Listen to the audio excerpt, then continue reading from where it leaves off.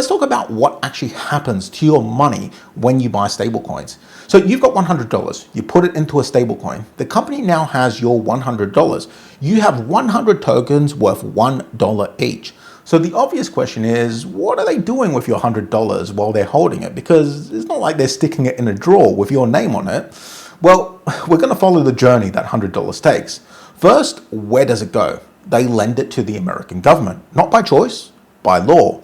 There's a law called the Genius Act. It passed in July of 2025. It regulates stablecoins, and it says that every dollar backing a stablecoin has to sit in cash or in short-term US government debt. Now, this law is passed, it's signed, but it doesn't actually switch on fully until January of 2027.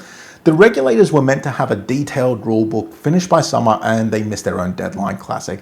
I mean, don't you find it funny how the government constantly misses deadlines? But if I don't pay my tax on time, I have a SWAT team flying in on helicopters and taking me to Guantanamo Bay. I mean, not really, but you get the idea. Anyway, the stablecoin industry has built itself around the Genius Act, even though it's not fully switched on yet. So whenever Tether, Circle, and the other companies issue a stablecoin, they buy $1 worth of US debt to back that stablecoin. And lending to the government is simpler than it sounds. You hand them money, they pay you interest for a set number of months, and at the end you get your money back. The short ones are called Treasury bills. Right now they pay you about 3.7%. So your $100 is now a loan to the American government, earning about $3.70 per year, which answers question one, where does it go? Now you know.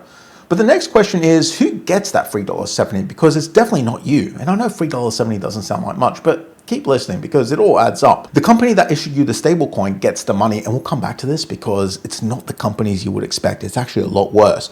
But quickly, first, I want to discuss the mechanism and why you get zero. So the cloakroom is renting your coat out while you're stood in there and you're not seeing a penny of it. And that isn't only them being tight. The Genius Act bans the issuer of the stablecoin from paying you interest or yield on that token. Now, look, I know some of you are getting interest on your stablecoins. We'll talk about why that won't last in a bit. So the same law that orders them to lend your money to the government also orders them not to pay you any of the interest that's accrued from it. And you might be wondering why anybody would write that down. Why would a government pass a law saying a company isn't allowed to pay its own customers?